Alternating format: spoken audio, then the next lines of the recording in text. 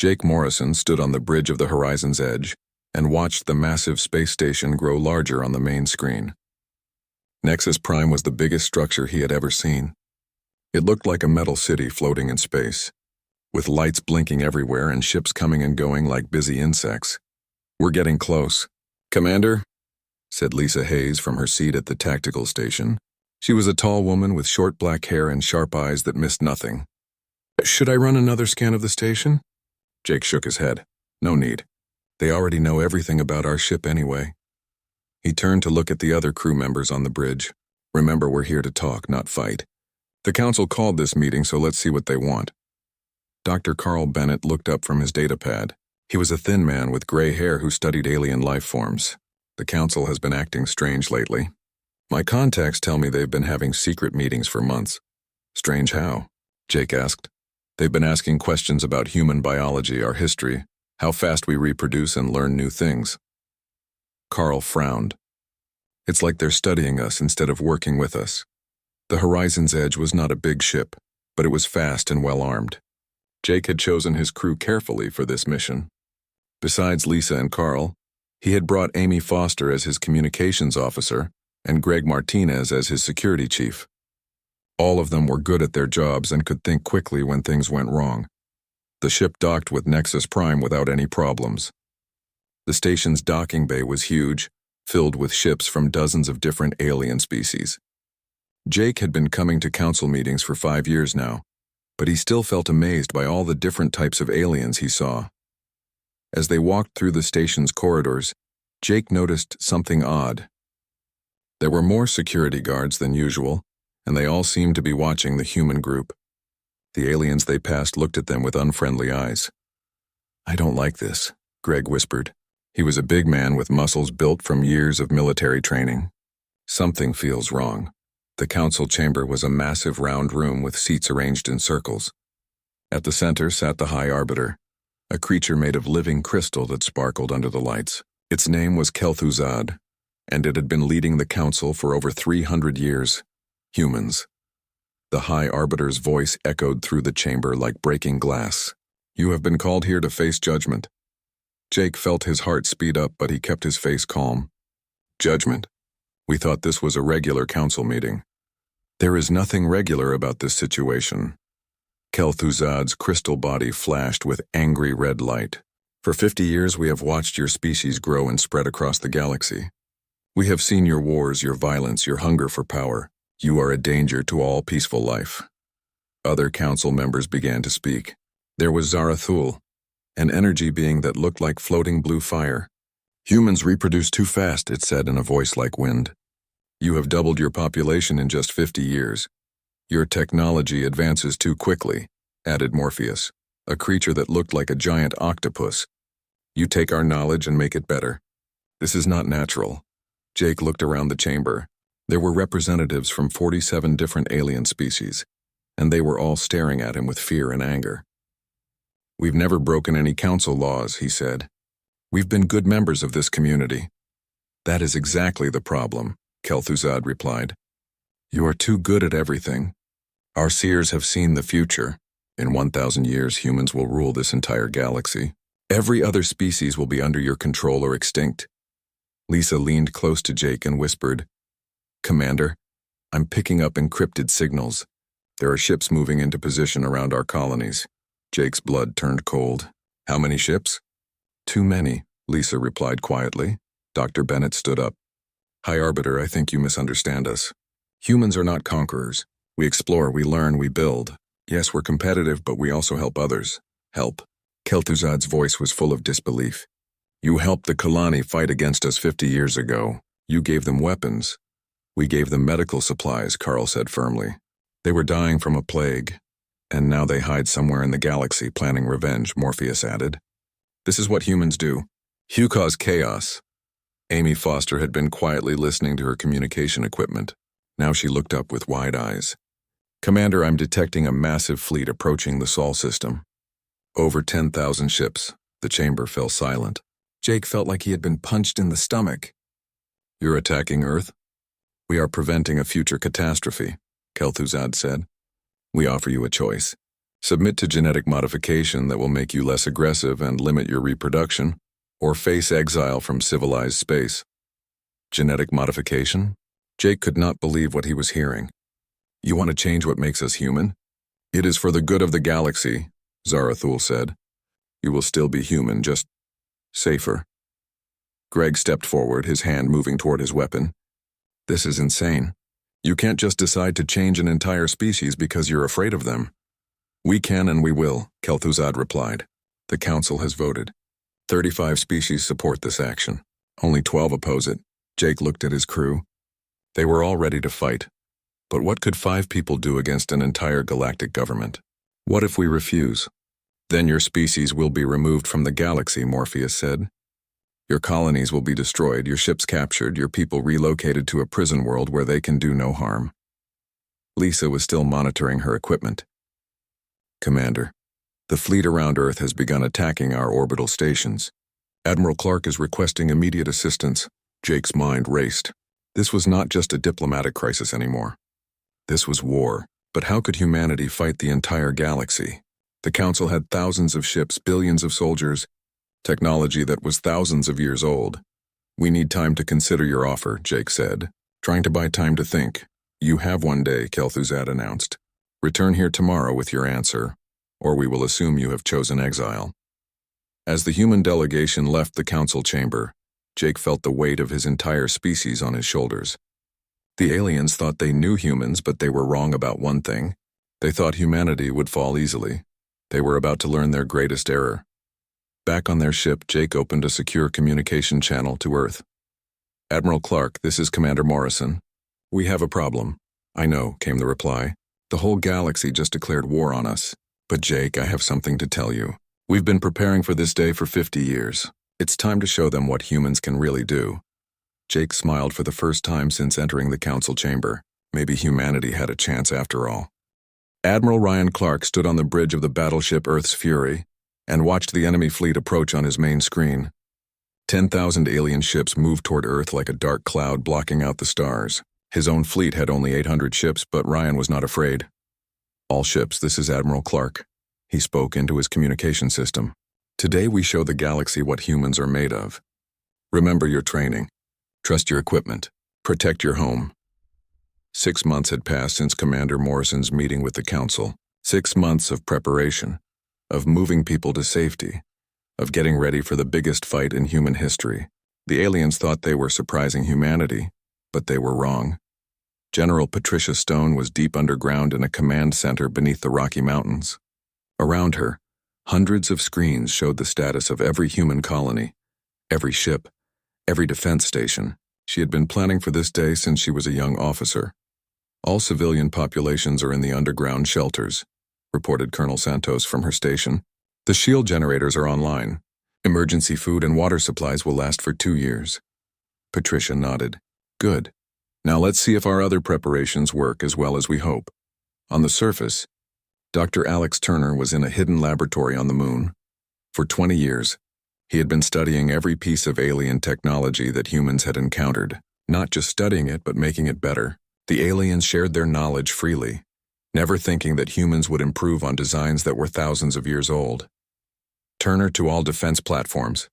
Alex spoke into his headset. Activate the new shield systems. Let's see if they can handle what's coming. The first wave of alien ships reached Earth's outer defenses. Council commanders expected to sweep aside the primitive human technology in minutes. Instead, their energy weapons hit shields that seemed to eat the incoming fire and grow stronger. Impossible, muttered Commander Vextar of the Zephyrian fleet. Their shields are adapting to our weapons in real time. On Earth's orbital defense platforms, Lieutenant Beth Rogers sat in the cockpit of her fighter. It looked like a normal human ship from the outside, but inside it was filled with technology that the aliens had never seen before. Human engineers had taken alien designs and combined them in ways that should not have worked, but did. Rogers to flight leader, she said into her radio. Permission to engage? Granted, came the reply. Show them what our new toys can do. Beth's fighter moved like nothing the aliens had ever seen. It twisted and turned in ways that should have been impossible, avoiding enemy fire while its weapons punched through alien armor like it was made of paper. Behind her, 50 more fighters just like hers joined the battle. The Council's admirals watched their tactical displays with growing confusion. The human ships were not just defending, they were winning. Worse, human vessels were appearing in places where there should be no way for them to travel. Ships were jumping out of hyperspace directly behind Council formations, hitting them where they were weakest. "How are they doing this?" demanded Admiral Korthak of the Vorthak fleet. "Our intelligence said they had no ships capable of precision hyperspace jumps." His tactical officer's voice was filled with fear. "Sir, I'm detecting human ships throughout our formation. They're not using normal hyperspace at all. It's something completely new." Back on Earth, Admiral Clark smiled as he watched the battle reports. "Dr. Turner, your new hyperspace drives are working perfectly." "Thank you, Admiral," Alex replied from his lunar laboratory. Turns out that combining Vorthak crystal technology with Zephyrian energy fields and human computer systems creates some interesting possibilities. The siege of Earth continued for weeks, then months. The Council had expected to crush humanity quickly and move on to occupy the human colonies. Instead, they found themselves trapped in a battle they could not win. Every day, human defenses grew stronger while alien forces grew weaker. Captain Stephen Walsh was aboard a stealth ship behind enemy lines. His mission was dangerous but important. For years he had been making contact with species that the Council ignored or oppressed. Now it was time to call in those favors. "Walsh to Hidden Base Alpha," he whispered into his communicator. "The packages are ready for delivery." Across the galaxy, on worlds that the Council thought were empty or unimportant, Stephen's messages reached ears that had been waiting for this moment. The Kalani, who the Council thought were extinct. The Morphians, who had been enslaved for centuries.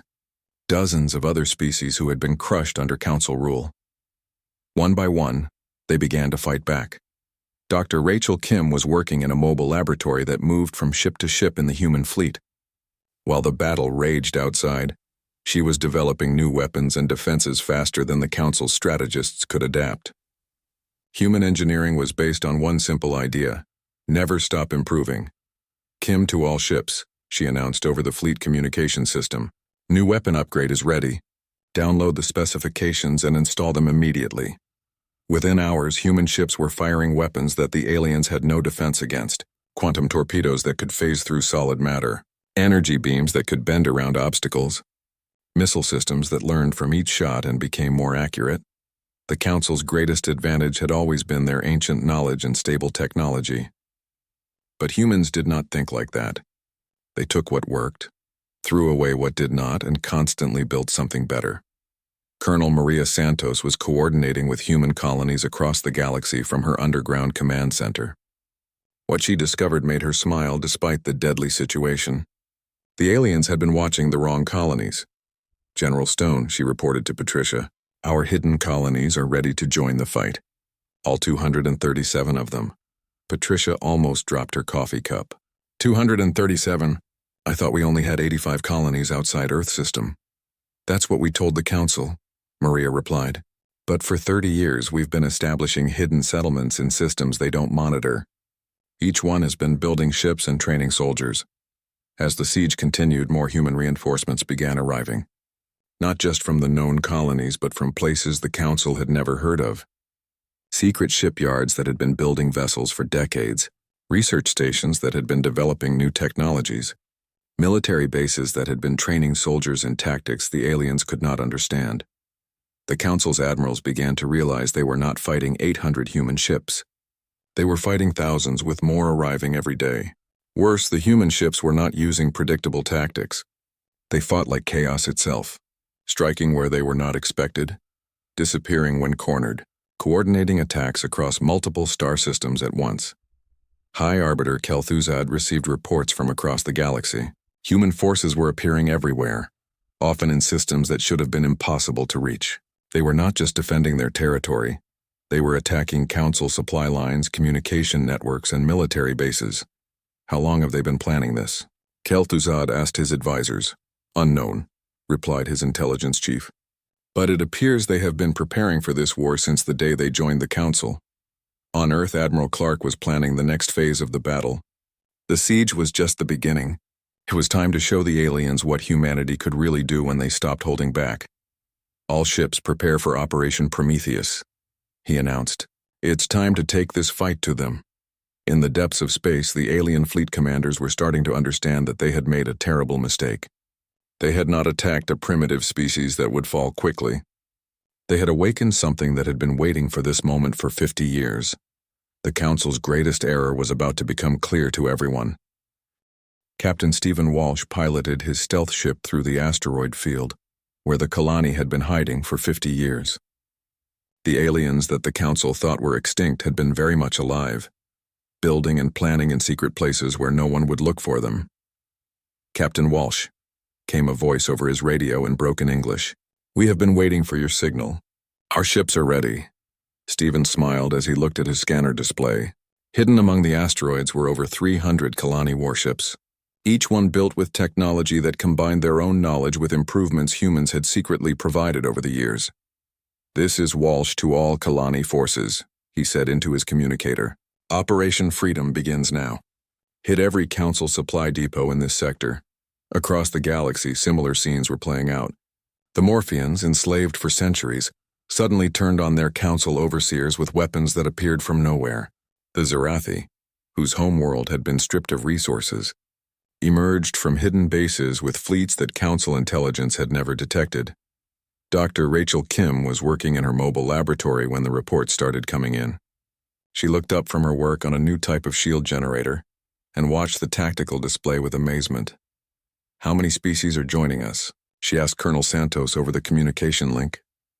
17 so far, Maria replied from her command center on Earth. "And that's just the ones we've been in contact with for years. There are others who are rising up on their own." Rachel shook her head in wonder. The Council never realized how many people they had oppressed. The siege of Earth was now in its 7th month, but it was no longer really a siege. Human ships moved freely in and out of the system, while Council forces found themselves surrounded and cut off from supplies. Admiral Clark had turned the entire situation upside down. "All Council ships in Earth system," Ryan announced over an open channel. "You are surrounded. Your supply lines have been cut. Your reinforcements are not coming. Surrender now and you will be treated according to the rules of war."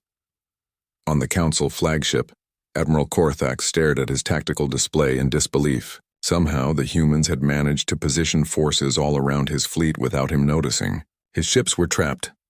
"Sir," his communications officer reported, "we're receiving similar surrender demands at 17 other major battle sites across the galaxy."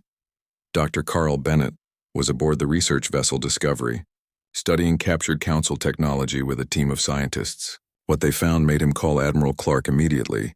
"Admiral, you need to see this," Carl said, his voice filled with excitement. "The Council's ships are not as advanced as we thought. Their technology is old, maybe thousands of years old. They haven't improved anything in centuries." "What does that mean for us?" Ryan asked. "It means we've already surpassed them," Carl replied. "Our ships are now more advanced than theirs in almost every way. They just didn't realize it because we've been hiding our capabilities." On the hidden human colony of New Sparta, Commander Greg Martinez was leading a training exercise with mixed human and alien troops. The Kalani soldiers were learning human tactics while humans learned Kalani stealth techniques. "The key to human strategy," Greg explained to a group of Kalani officers, "is adaptation. We don't just have one plan. We have dozens of plans and we change them based on what the enemy does." One of the Kalani warriors raised a clawed hand. "Your people think very differently than ours. We plan for years before acting." "You plan while you act," exactly, Greg said. "That's why the Council didn't understand us. They think like you used to think. They make one big plan and stick to it. We make plans that can change every minute." Lieutenant Commander Beth Rogers was leading a squadron of mixed human and Kalani fighters on a raid against a Council communication station. The alien pilots were amazed by how human ships could work together. "Rogers to all fighters," she said over the radio. "Remember, we're not just trying to destroy the station. We want to capture their communication logs." The raid was perfect. Human fighters provided cover, while Kalani ships used their stealth technology to slip past the station's defenses. Within an hour, they had captured terabytes of Council communication data and escaped without losing a single ship. Dr. Alex Turner was analyzing the captured data when he made a discovery that changed everything. He immediately called Admiral Clark and General Stone for an emergency conference. "I found something incredible," Alex announced. "The Council has been planning this war for over 100 years. They've been watching us since before we joined them. That's not surprising, Patricia said from her underground command center. We suspected they didn't trust us. No, you don't understand, Alex continued. They've been planning this exact war. Every move they've made, every technology they've shared with us, every colony location they've approved. It was all part of their plan to control us. Ryan felt a chill run down his spine. Are you saying they've been manipulating us from the beginning? Yes, but here's the amazing part, Alex said, his voice filled with something like awe. We've been manipulating them right back. Every human diplomat, every trade mission, every cultural exchange. We've been gathering intelligence and preparing for this conflict. Captain Amy Foster was working in the communication center aboard the Horizon's Edge, which was now serving as a mobile command ship. She had been monitoring Council communications for months, and what she discovered made her laugh out loud. Amy to all ships, she announced. The Council's admirals are starting to panic. They're sending messages asking how their simple conquest turned into a galactic war. On the Council homeworld of Nexus Prime, High Arbiter Kel'Thuzad was meeting with his advisors in emergency session. The crystal being's body was flashing with colors that showed extreme stress. How did this happen? Kel'Thuzad demanded. Our projections showed that humanity would fall within weeks. It has been 7 months and we are losing ground every day. High Arbiter, his military advisor, replied.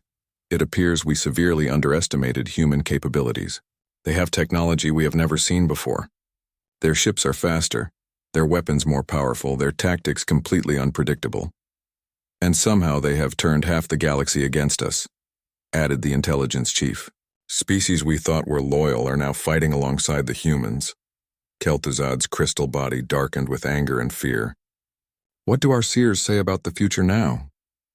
That is problematic, the science advisor said carefully. Our seers can no longer see clearly. The humans seem to create chaos in the flow of time itself. The future becomes cloudy when they are involved. Meanwhile, on Earth, Commander Jake Morrison was meeting with leaders from dozens of species who had come to join the human cause. The council chamber on Nexus Prime had once seemed impressive, but this gathering was different. These beings were here by choice, not because they were forced to attend. We offer you more than alliance, Jake said to the assembled aliens. We offer you partnership. Together we can build something better than what the council created. A Kalani leader stepped forward.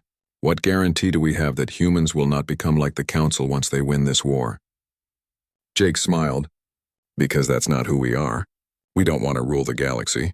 We want to explore it, improve it, share it with everyone who's willing to work together. Pretty words, said a Morphean representative. But how do we know you mean them? Because we've already proven it, Jake replied. For 50 years we've been helping other species in secret. Medical supplies to the Kalani, technology to the Zerathi, protection for refugees that the council ignored. We didn't do these things because we wanted to rule you. We did them because it was the right thing to do. As the meeting continued, reports came in from across the galaxy. Human forces and their allies were winning battles everywhere. Council fleets were surrendering or retreating. The war that was supposed to end humanity's threat to galactic order was instead ending the council's control over the galaxy. Dr. Bennett was studying the latest intelligence reports when he realized something that made him smile. You know what the council's real mistake was? He said to his research team. What? Asked one of his assistants. They thought we were like them, Carl replied. They thought we wanted power for its own sake. They never understood that humans want to grow, to learn, to make things better. They were so afraid of us becoming like them that they never considered we might become something much better. In the depths of space, the tide of war continued to turn. The Council's prediction was coming true, but not in the way they had expected. Humanity was indeed going to change the galaxy forever, but instead of conquest and domination, they were bringing something the galaxy had not seen in thousands of years, hope for a better future. The Council's greatest error was becoming clear to everyone who was paying attention. They had started a war to prevent human dominance, but in doing so, they had created exactly the conditions that would make humanity the natural leader of a new galactic civilization. 1 year after the Council's ultimatum, Admiral Ryan Clark stood in the command center of the largest space station humans had ever built. The New Horizon had been constructed in secret over the past decade, hidden in a system that Council maps claimed was empty. Now it served as the headquarters for Operation Prometheus, humanity's final push to end the war. "Admiral," reported Captain Stephen Walsh from his position at the tactical display, "all strike forces are in position. We have teams ready to hit Council infrastructure in 3 spiral arms simultaneously." Ryan nodded and looked around the command center. The room was filled with humans and aliens working side by side. Kalani officers operated stealth systems while Morphean engineers managed power distribution. Zerathi communications specialists coordinated with human tacticians. It was exactly the kind of cooperation the Council had never achieved in thousands of years. "Begin Operation Prometheus," Ryan announced. Across the galaxy, human ships and their allies struck at the same moment. But these were not random attacks. For months, Dr. Carl Bennett had been analyzing captured Council data and had discovered something amazing.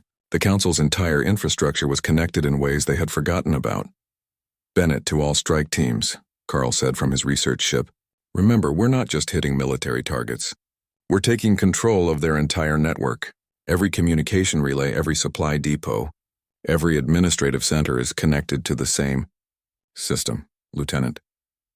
Helen Price led a team of human and Kalani commandos as they infiltrated the Council's primary communication hub on Nexus Prime.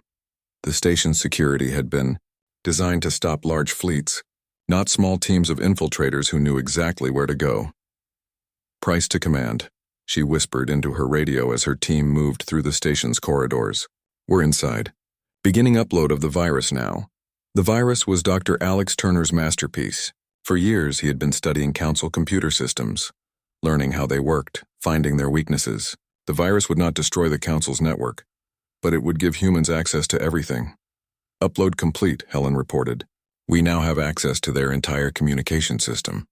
Within minutes, similar reports came in from dozens of other locations. Human teams had infiltrated Council facilities across 3 spiral arms, giving humanity access to information the Council had been keeping secret for centuries. "My God," breathed Dr. Rachel Kim as she watched the data flow into human computers. "They've been lying about everything. Population numbers, resource availability, the status of different species. None of it was true." Colonel Maria Santos was coordinating the intelligence analysis from her command center on Earth. What the humans discovered made her angry and sad at the same time. "The Council told us there were 47 species in their organization," she reported to Admiral Clark, "but there are actually over 200. They've been hiding the existence of entire civilizations to maintain their control." "What about our own information?" Ryan asked. "How much did they really know about us?"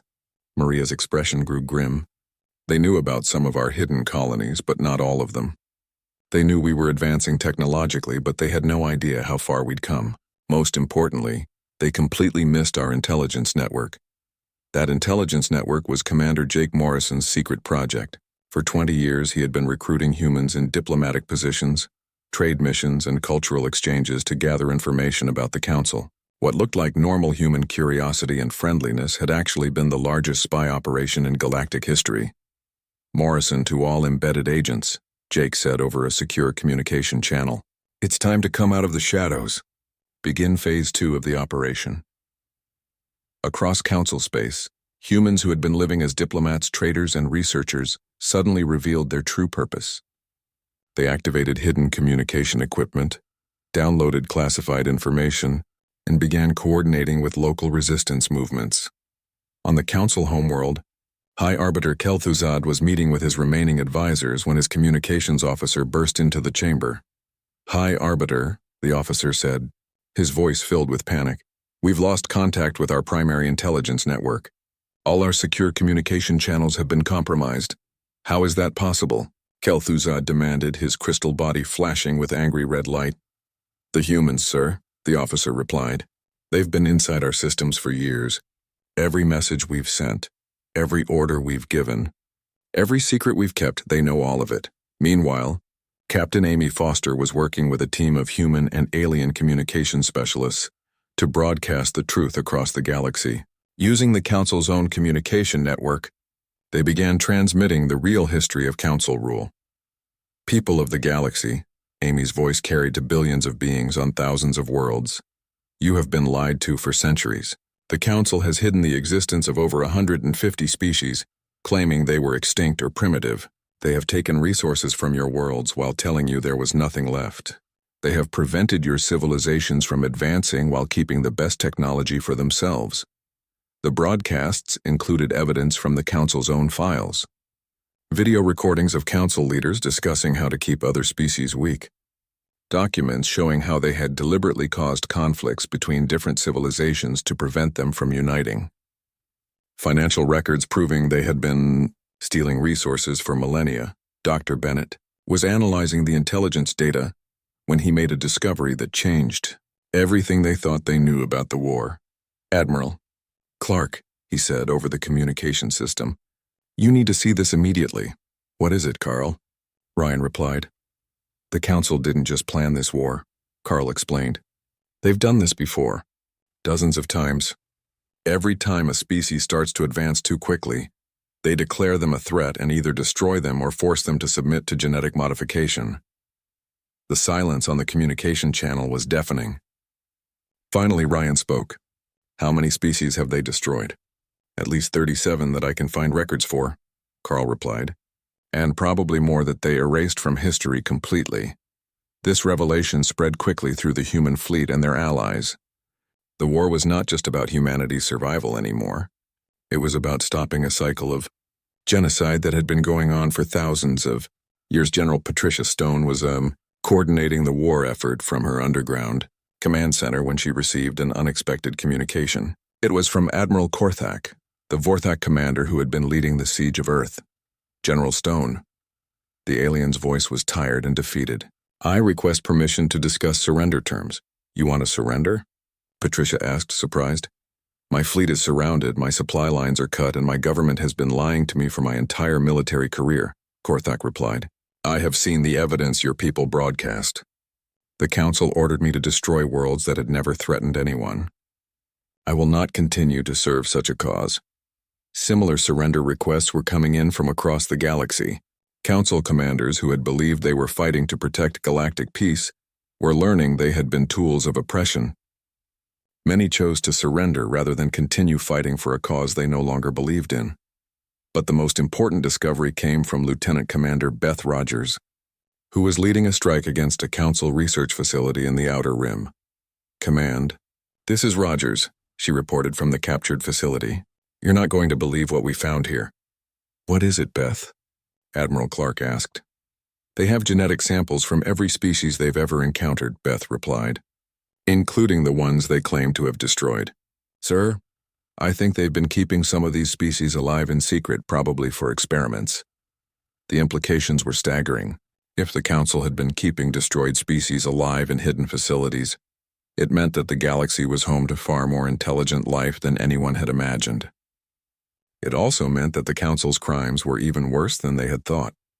As reports continued to come in from across the galaxy, it became clear that Operation Prometheus was succeeding beyond anyone's expectations. The Council's infrastructure was collapsing, their lies were being exposed, and their military forces were surrendering in massive numbers. But Admiral Clark knew that the hardest part was still to come. Winning the war was one thing. Building something better to replace the Council was another challenge entirely. "All commanders," he announced over the fleet communication system, "prepare for Phase 3. It's time to start building the future." The Council's greatest error was now completely clear. They had tried to stop humanity from changing the galaxy, but in doing so, they had given humanity exactly the motivation and opportunity needed to change everything. The war they started to prevent human dominance had instead created the conditions for humanity to lead the galaxy towards something better than anyone had ever imagined possible. 2 years after High Arbiter Kel'Thuzad had delivered his ultimatum to humanity, Commander Jake Morrison stood in the same council chamber on Nexus Prime. But everything had changed. The crystal being who had once threatened to destroy humanity now sat in a prisoner's chair, surrounded by representatives from over 200 species that had never been allowed to speak in this room before. "High Arbiter," Jake said, his voice calm but firm, "you stand accused of genocide, slavery, and crimes against sapient life spanning thousands of years. How do you answer these charges?" Kel'Thuzad's crystal body flickered with dim, defeated light. I did what I believed was necessary to maintain order in the galaxy. Order? The voice belonged to Zaraketh, a Kalani leader whose species had been declared extinct 50 years earlier. You call the murder of billions of people order? Around the chamber, representatives from dozens of species that the Council had claimed were destroyed or primitive listened as the evidence was presented. Video recordings, documents, genetic databases, proof of a systematic campaign to control the galaxy through fear and lies. Dr. Carl Bennett stood at the center of the chamber, presenting the scientific evidence. For over 3,000 years, the Council has followed the same pattern. When a species begins to advance too quickly, they are declared a threat. They are given an ultimatum: submit to genetic modification or face destruction. Those who resist are eliminated, while those who submit become slaves. But humanity broke the pattern, added Dr. Rachel. We refused both options and found a third choice: fight back and win. Admiral Ryan Clark watched the proceedings from the observation deck. Below him, the galaxy was learning the truth about its own history. But Ryan was more interested in the future than the past.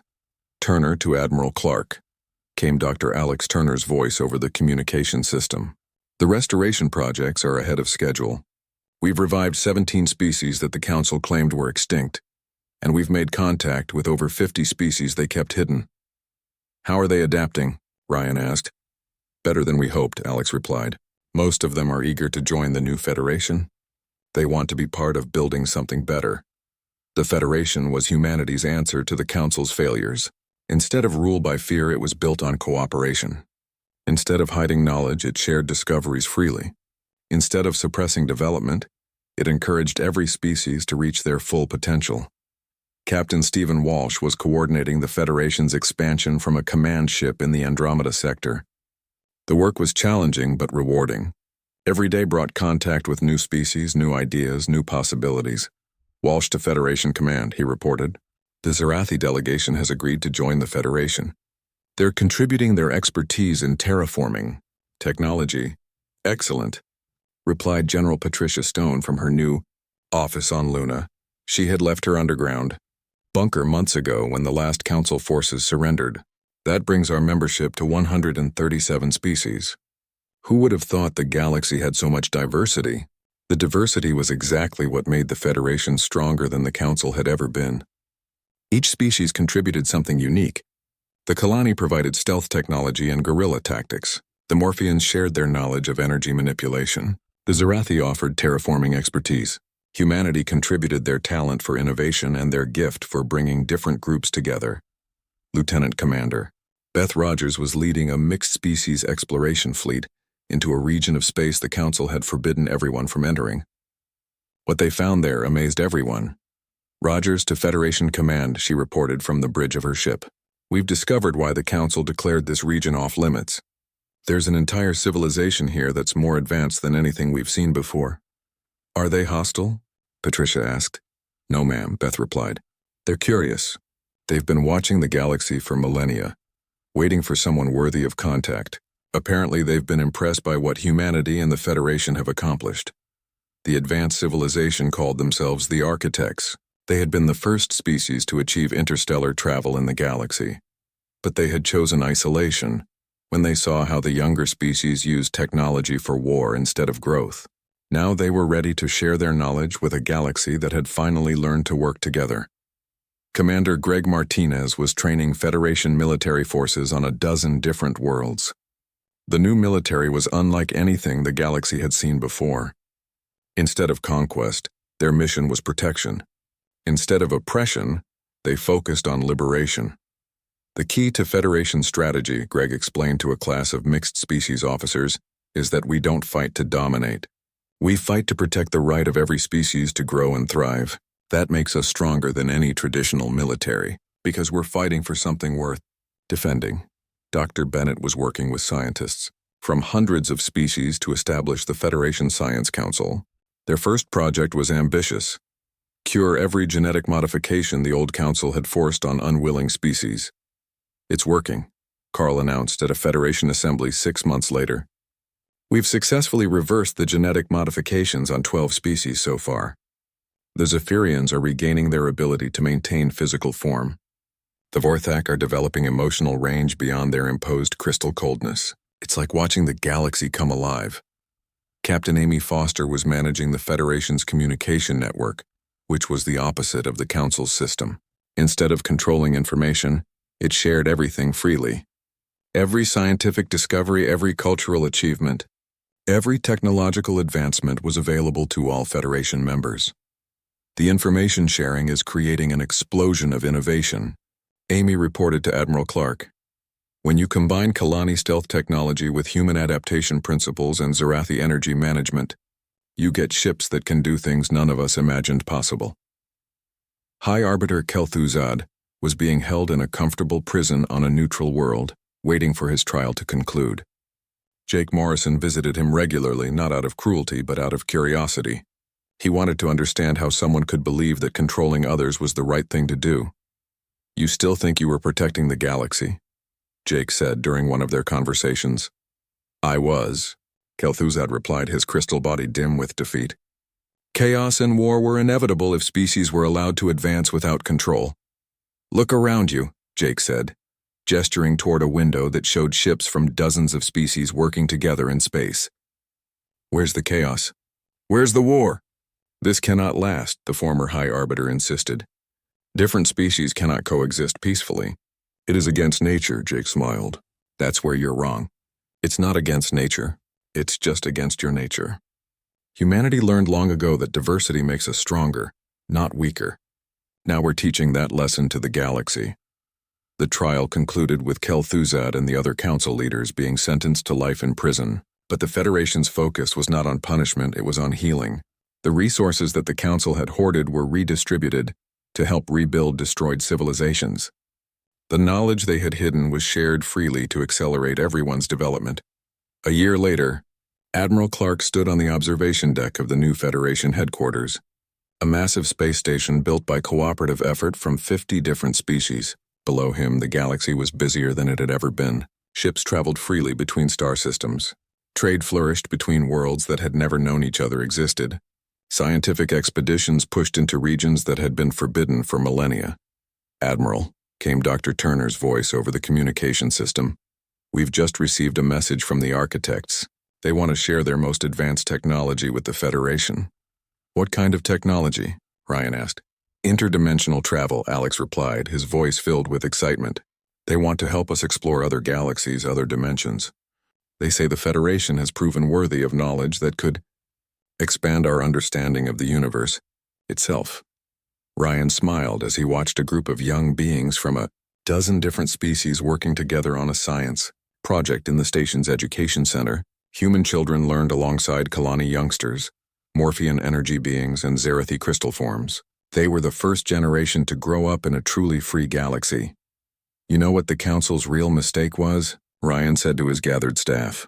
"What's that, sir?" asked Captain Walsh. "They thought power came from controlling others," Ryan replied. "But real power comes from helping others become more powerful themselves. Every species we've freed, every civilization we've restored, every discovery we've shared has made the entire galaxy stronger." Dr. Bennett nodded. The Council's seers were right about one thing. Humanity did change the galaxy forever, but not through conquest or domination. We changed it by showing everyone what cooperation could accomplish.